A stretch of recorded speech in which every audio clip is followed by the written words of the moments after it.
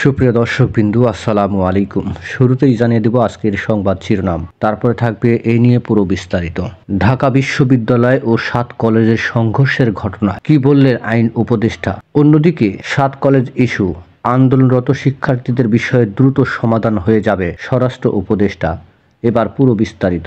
ঢাকা বিশ্ববিদ্যালয় ও ৭ কলেজের সংঘর্ষের ঘটনা অনাকাঙ্ক্ষিত বললেন আইন উপদেষ্টা। সচিবালয়ে স্বরাষ্ট্র মন্ত্রণালয়ের এক সভা শেষে সাংবাদিকদের প্রশ্নের জবাবে তিনি এই মন্তব্য করেন। তিনি বলেন, গতকালের সংঘর্ষটাকে কিভাবে দেখছেন আপনারা? সাংবাদিকদের এমন প্রশ্নের জবাবে তিনি বলেন, এগুলো তো অনাকাঙ্ক্ষিত, এগুলো অ্যাভয়েড করার জন্য আমাদেরকে আরো বেশি উদ্যোগ নেওয়ার চেষ্টা করব।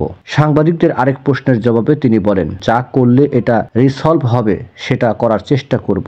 অন্যদিকে শিক্ষার্থীদের মধ্যে চলা সংঘর্ষ ধৈর্যের সঙ্গে সামাল দেওয়া হয়েছে বলে জানিয়েছেন Dhaka police DMP commissioner Mohammad Sajjad Hossain. তিনি জানান, পরিস্থিতি সামলাতে যতটুকু দরকার সেই অনুযায়ী সাউন্ড গ্রেনেড এবং টিয়ারশেল ব্যবহার করা হয়েছে, না হলে রক্তক্ষয়ী সংঘর্ষ হতে পারত।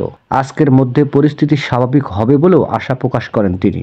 এছাড়া ঢাকা বিশ্ববিদ্যালয়ের প্রো ভিসি অধ্যাপক ডক্টর মামুন আহমেদকে পদত্যাগ করতে ৪ ঘন্টা সময় বেঁধে দিয়েছে ৭ কলেজের শিক্ষার্থীরা। একই সঙ্গে দিবাগত রাতে হামলার সঙ্গে জড়িত পুলিশ সদস্যদের বিচারের দাবিও জানিয়েছে ছাত্ররা।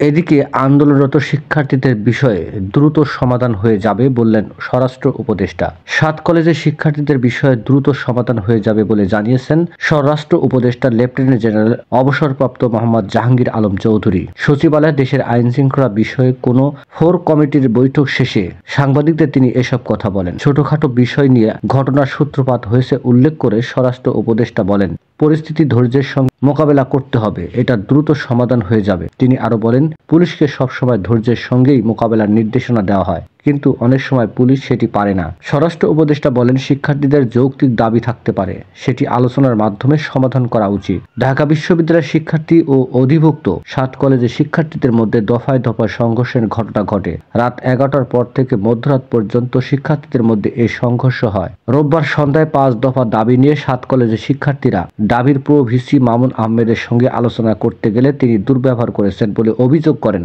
আন্দোলনকারী ৭ কলেজের শিক্ষার্থীরা। ওই ঘটনায় জের ধরেই সন্ধ্যায় সায়েন্স ল্যাব মোড়ে অবরোধ করে তারা। সেখান থেকে রাত ১০টার দিকে মিছিল নিয়ে ডাবির সহ উপাচার্যের বাসভবনের দিকে রওনা নিলে নীলক্ষেতের মোড়ে পৌঁছালে ডাবি শিক্ষার্থীদের মুখোমুখি হয়। মুহূর্তেই ছড়িয়ে পড়ে দুপক্ষের উত্তেজনা, শুরু হয় ধাওয়া পাল্টা ধাওয়া, যা এক পর্যায়ে রূপ নেয় সংঘর্ষে। নিউজটি সম্পূর্ণ দেখার জন্য সবাইকে ধন্যবাদ। বাংলা নিউজের পরবর্তী আপডেট পেতে আমাদের চ্যানেলটি সাবস্ক্রাইব করুন। নিউজটি ভালো লাগলে অবশ্যই লাইক, কমেন্ট, শেয়ার করে অন্যকে দেখার সুযোগ করে দিন।